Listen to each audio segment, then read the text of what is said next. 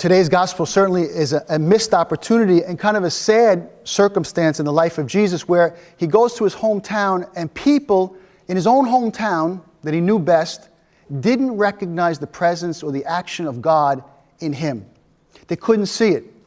You know, it was too familiar, or they must have felt, we're just a little small town here. How could the presence of God be here in our little world? How could this really be the presence and the action of God in our little and small world? And they get angry with Jesus. Even at the end of the gospel today, they say they want to throw him over the hill.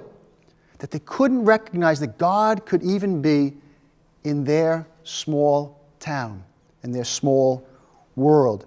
We listened to the first reading today where the prophet Jeremiah has to struggle with the same mystery in his life. And he gives us those beautiful words today. Jeremiah had a lot of ups and downs.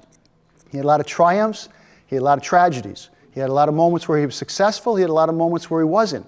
And today he comes to that point where he's able to reflect and say he can believe that in the womb of his mother that God created him, that God gave him life, and that God was just as present in his life in any moment along the way, whether it was a moment that seemed to be the up moments or the moments that maybe seemed to be the down moments, that God was in fact present and that God was loving Jeremiah no matter where he was on his journey. So maybe as we listen to the readings today, we're challenged to look around where we are, not where we'd like to be, or not where we were, or not where we will be, but where we are.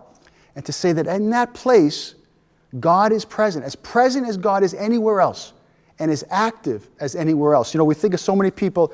You think of someone like Stephen Hawking, who's a great scientist, who's helped the world to think about the universe in so many different ways. Stephen Hawking is in a wheelchair. He's been for the majority of his life unable to walk, can't feed himself, and can barely speak. Yet from his wheelchair, he's opened up the mysteries of the universe to all of us. There's a great story of a bishop who was during a communist takeover in China, was put into a prison cell, a small little prison cell. Losing everything that he had, was put into a prison cell, and his first comment that he wrote was, "Thank God, finally I have time to pray for all the people that have asked me to pray for them." And finally, there's a great story of a person who was in a nursing home, also actually in a concentration camp. And people began to be concerned about this person because he was in a little tiny room. And he began to talk out loud, and people were concerned about what was happening to him. So finally, they sent a psychiatrist in. The psychiatrist went in to speak to him and said, "Is everything all right?" And he says, "Everything is perfect." He says, "I sit in my bed all day, I lay in my bed all day, and all I have is a small window. You see that one little small window I have? That's all I have. And in that small window, all I can see is a little bit of the tree that's outside my window. And on that little bit of the tree that I can see through my small little window, I see a little bud that one day will be a flower. And that bud speaks to me." And the psychiatrist said, "What does that bud say?" And the man said, "The bud speaks to me and says, I am here.